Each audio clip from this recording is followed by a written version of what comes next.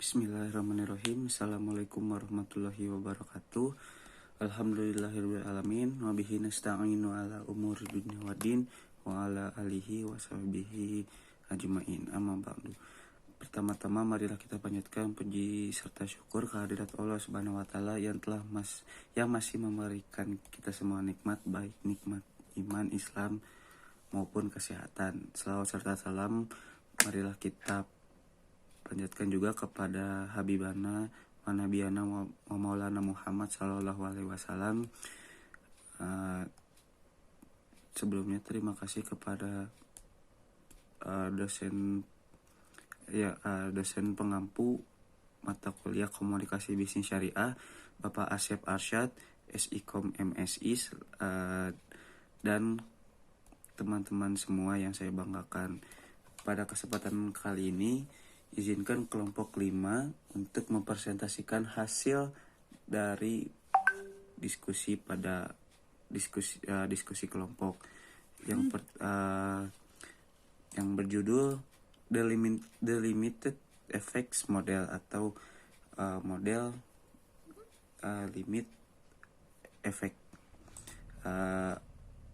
Ada 10 anggota kelompok 5. Yang pertama yaitu Nadia Dwi Lestari, ada Natasha Aprilianti, Niketut Egi, Putri Salma,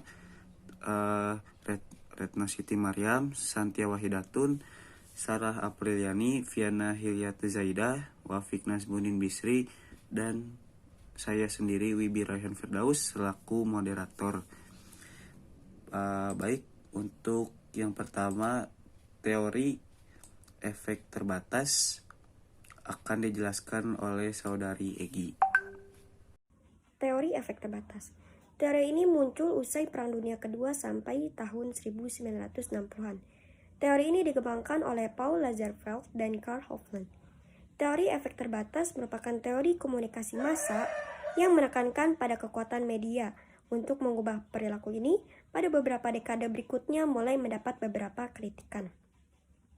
Teori efek terbatas adalah teori di mana media mempunyai pengaruh atau dampak terbatas karena dampak tersebut diringankan oleh campur tangan berbagai pihak. Menurut Wagner, teori efek terbatas merupakan konsepsi pengaruh media yang dibatasi oleh aspek-aspek tertentu dari kehidupan personal dan sosial anggota khalayak. Baik, untuk yang selanjutnya, materi sejarah munculnya teori efek terbatas akan dijelaskan oleh saudara Wafik Nasbuddin Bisri. Kepada Wafik dipersilahkan. Pada awal masa media massa seperti era koran, radio, film dengan suara, teori masyarakat cenderung mengarah bahwa rata-rata orang merupakan korban tak berdaya dari kekuatan media massa atas hubungan khalayak dengan media yang dikonsumsi. Pemikiran ini akhirnya didiskreditkan. Hal ini didasarkan atas suatu pengamatan sederhana berdasarkan ilmu sosial bahwa pada akhirnya media massa bukan satu-satunya sebab, tetapi hanya menjadi kontributor. Oleh karena itu dampaknya kecil dan tidak efektif mengubah sikap karena adanya persepsi selektif audiens. Jadi kebanyakan orang tidak secara langsung dipengaruhi oleh pesan media, tetapi ketika mereka dipengaruhi, mereka tidak akan dipengaruhi secara sama. Pada paradigma efek terbatas juga memandang terjadinya perubahan pengaruh dari media ke khalayak. Perubahan tersebut terjadi pada persepsi efek media yang kuat menjadi satu di mana media dilihat hanya memiliki pengaruh minimal pada penonton. Perubahan ini merupakan hasil dari penelitian yang dilakukan oleh Paul Lazarsfeld, Bernard Berenson, dan Hazel Godet. Penelitian yang dilakukan Universitas Columbia pada tahun 1940 menemukan bagaimana hubungan sosial di antara orang-orang dan pengaruh individu orang-orang dalam jaringan aliran komunikasi serta atribut pribadi lainnya memiliki efek terbatas pada pesan yang dimediasi. Selanjutnya, Lazarsfeld dan rekan-rekannya mengembangkan gagasan aliran dua langkah pesan media, sebuah proses di mana para pemimpin opini memainkan peran yang sangat penting. Singkatnya, karakteristik pribadi dan sosial individu dan kelompok membuat orang memilih komunikasi massa yang mencerminkan kepercayaan mereka sendiri. Media hanya digunakan sebagai penguat.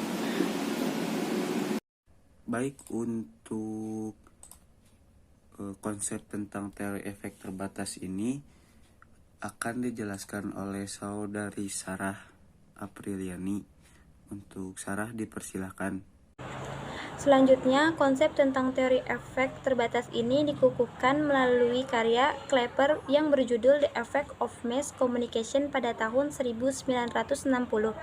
Klepper menyatakan bahwa proses komunikasi massa tidak langsung menuju pada timbulnya suatu efek tertentu, melainkan melalui beberapa faktor atau disebut sebagai mediating factor.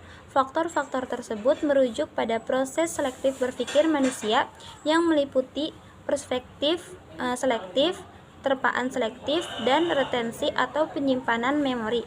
Perspektif selektif merupakan keadaan di mana individu akan mencari media lain guna mencari informasi yang sesuai dengan keinginannya. Yang kedua ada terpaan selektif, merupakan sikap individu yang cenderung menerima pesan media yang sesuai dengan pendapat dan minatnya.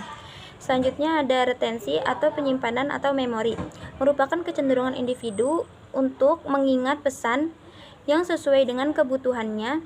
Ini berarti bahwa media massa memang mempunyai pengaruh, tetapi itu bukanlah satu-satunya penyebab.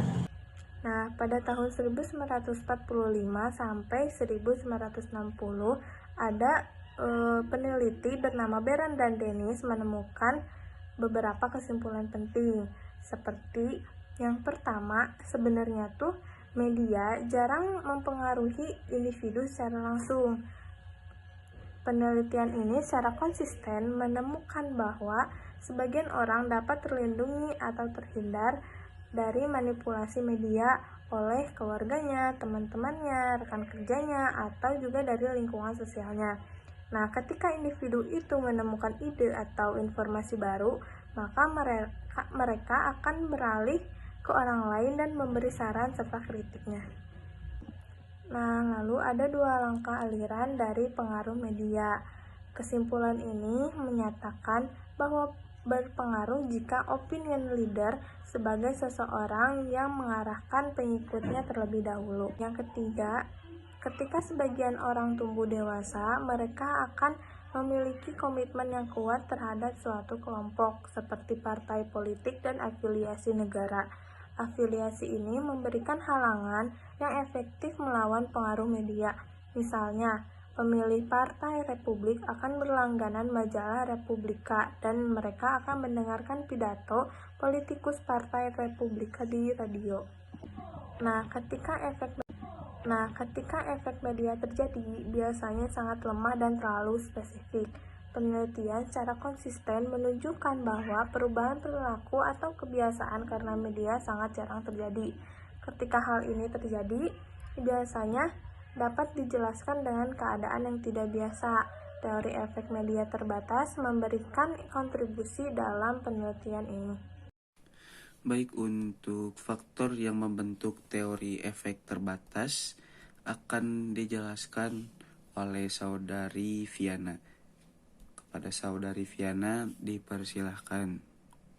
Faktor-faktor yang membentuk teori efek terbatas. Pertama, rendahnya terpaan media massa. Kedua, perlawanan-perlawanan berasal dari individu sebagai audiens komunikasi massa. Yang ketiga, perbaikan dan penerimaan yang luas terhadap metode penelitian sosial yang empiris merupakan faktor utama munculnya perspektif efek terbatas.